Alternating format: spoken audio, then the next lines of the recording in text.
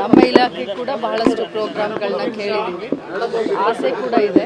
ಯಾಕಂತಂದರೆ ಸಿದ್ದರಾಮಯ್ಯನವರ ಸರ್ಕಾರ ಬಡವರ ಪರವಾಗಿ ರೈತರ ಪರವಾಗಿರುವಂಥ ಸರ್ಕಾರ.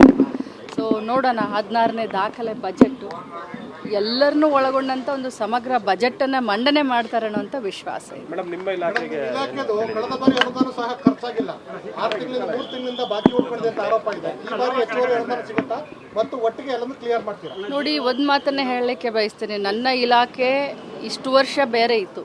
ಈಗ ನನ್ನ ಇಲಾಖೆ ಬಹುದೊಡ್ಡ ಗಾತ್ರದ ಬಜೆಟನ್ನು ಒಳಗೊಂಡಂಥ ಇಲಾಖೆ ಆಗಿದೆ.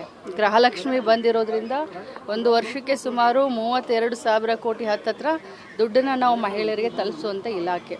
ಸೊ ನಮ್ಮ ಇಲಾಖೆಯಲ್ಲಿ ಯಾವ ಅನುದಾನ ಕೂಡ ಉಳಿದಿರಲಿಲ್ಲ, ಎಲ್ಲ ಕೂಡ ಕರೆಕ್ಟಾಗಿ ಖರ್ಚಾಗಿದೆ. ಒಂದು 10% ಮಿಕ್ಕಿದೆ, ಅದು ಕೂಡ ಮಾರ್ಚ್ 30th ಒಳಗಡೆ ಅದನ್ನು ಕೂಡ ನಾವು ಕ್ಲಿಯರ್ ಮಾಡ್ತೀವಿ. ಗೃಹಲಕ್ಷ್ಮಿದು ಪರಿಷ್ಕರಣೆ ಆಗಬೇಕು ಅನ್ನೋ ಒತ್ತಾಯ ಇದೆ.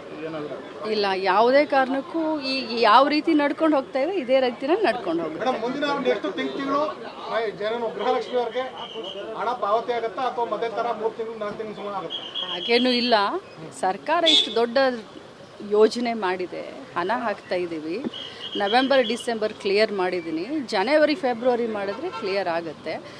ಒಂದು 10 ದಿನ 15 ದಿನ ಹೆಚ್ಚು ಕಡಿಮೆ ಆಗ್ಬೋದೆ. ಆದರೆ ನೀವು ಮಹಾರಾಷ್ಟ್ರದ್ದು ನೋಡಿ, ಮಹಾರಾಷ್ಟ್ರದ್ದು ಕೇಳಿ. ಲಾಡ್ಲಿ ಬೆಹನ ಅಂತ ಹೇಳಿ ಇಲೆಕ್ಷನ್ಕಿನ್ನ ಮುಂಚೆ 2 ತಿಂಗಳ ದುಡ್ಡನ್ನು ಹಾಕಿದ್ರು. ತಮಗೆಲ್ಲರಿಗೂ ಗೊತ್ತಿದೆ. ಲಾಡ್ಲಿ ಬೆಹನ ಯೋಜನೆಯಿಂದ ಗೆದ್ದೂ ಬಂದರು. ಈಗ ಹಣನೇ ಹಾಕ್ತಾ ಇಲ್ಲ. ಅದು ಕೂಡ ಮಾಧ್ಯಮದ ಎದುರುಗಡೆ ಬರಬೇಕಲ್ಲ. ಮಹಾರಾಷ್ಟ್ರದಲ್ಲಿ ಲಾಡ್ಲಿ ಬೆಹನಕ್ಕೆ ಹಣನೇ ಇಲ್ಲ. ಇಲ್ಲಿ BJPಯವರು ದೊಡ್ಡದಾಗಿ ಕ್ವಶನ್ ಕೇಳ್ತಾರೆ, 6 ತಿಂಗಳಿಂದ ಹಾಕಿಲ್ಲ, ಅಷ್ಟು ದಿನದಿಂದ ಹಾಕಿಲ್ಲ ಅಂತ. ಕರೆಕ್ಟಾಗಿ ಕರ್ನಾಟಕ ರಾಜ್ಯದಲ್ಲಿ ಗೃಹಲಕ್ಷ್ಮಿ ಹಣ ಅವ್ರ ಮನೆಗೆ ತಲುಪ್ತಾ ಇದೆ. ಆದರೆ ಅದೇ ಮಹಾರಾಷ್ಟ್ರದಲ್ಲಿ ಇಲೆಕ್ಷನ್ಕಿನ್ನ ಮುಂಚೆ ಮಾಡಿದರು. ಇಲೆಕ್ಷನ್ ಆದಮೇಲೆ ಯೋಜನೆ ನಿಂತಿದೆ.